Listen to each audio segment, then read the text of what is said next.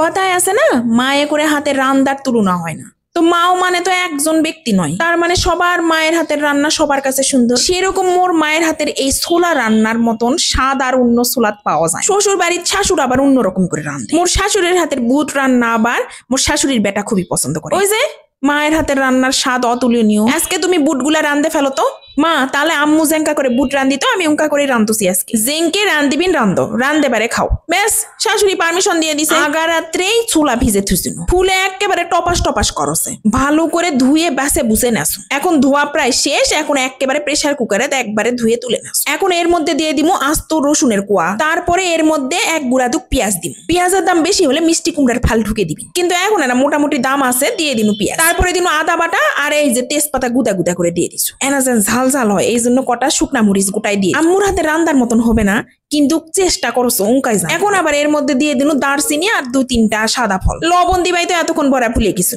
দিয়ে দিনু এর মধ্যে লবণ আর মিচ্ছু কুটিয়ে না হলুদ।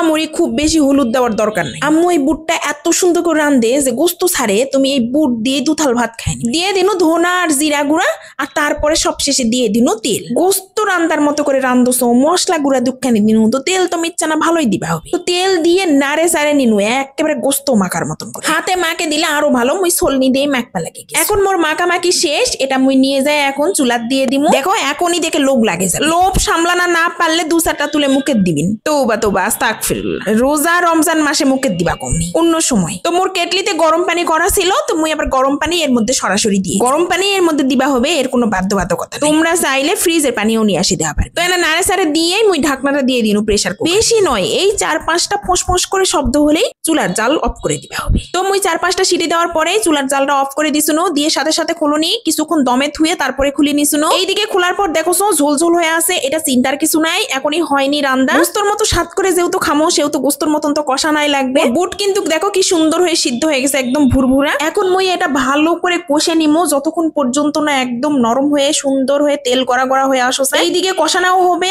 আর পানিও মরে যাবে আস্তে আস্তে। তো কষাতে কষাতে দেখো এই যে ঝালের গুষ্টি মুষ্টি একদম ধেদা বেদা হয়ে যাবে। ঝাল পেঁয়াজ রসুন মশলা সব মিলেমিশে একাকার হয়ে যাবে। যত এই মশলাগুলা গলে যাবে তত গায়ে গায়ে লাগে যাবে বুটের। আর এর সেন্টের কথা আর কি কমু, রোজা রমজান মাসে পাশের বাড়ির জানলা দিয়ে তো উকি ঝুঁকি মারবা লাগে গেছে। দেখো মোর বুট কষানো শেষ, পানিও মরে গেছে আর একদম তেল গড়া গড়া হয়ে গেছে। এখন এই পর্যায়ে আমি কাঁচামরিচ কয়েকটা ফালি ফালি করে দিনো। এই যে দেখো বুটের ফাইনাল লুক কত সুন্দর হয়েছে, কোনো ঝোল নাই, শুধু গায়ে গায়ে গ্রেভি লাগে আছে। তো হয়ে গেছে মোর বুট রান্দা। ইফতারের সময় তো খাইছোই, তখন ভিডিও করা হয়নি। আর এই যে দেখো মুই ভোরবেলা সেহরির সময় খাসো। আম্মু রান্দিলে আম্মুর হাতের স্বাদ কিন্তু আলাদাই হয়, কিন্তু এটার স্বাদও কিন্তু খারাপ হয়নি, এত মজা হয়েছে। মুই মাছ গোস্ত বাদ দিয়ে এই যে বুট দিয়ে ভাত খাবা লাগিছো। আর ইনকা করে বুট বা এই ছোলা দিয়ে যদি ভাত খান হেভি মজা লাগে। মাছ গোস্ত ছাড়াই এই ছোলা দিয়ে তুমি দুথাল ভাত খাওয়া পারবেন। আল্লাহ হাফেজ।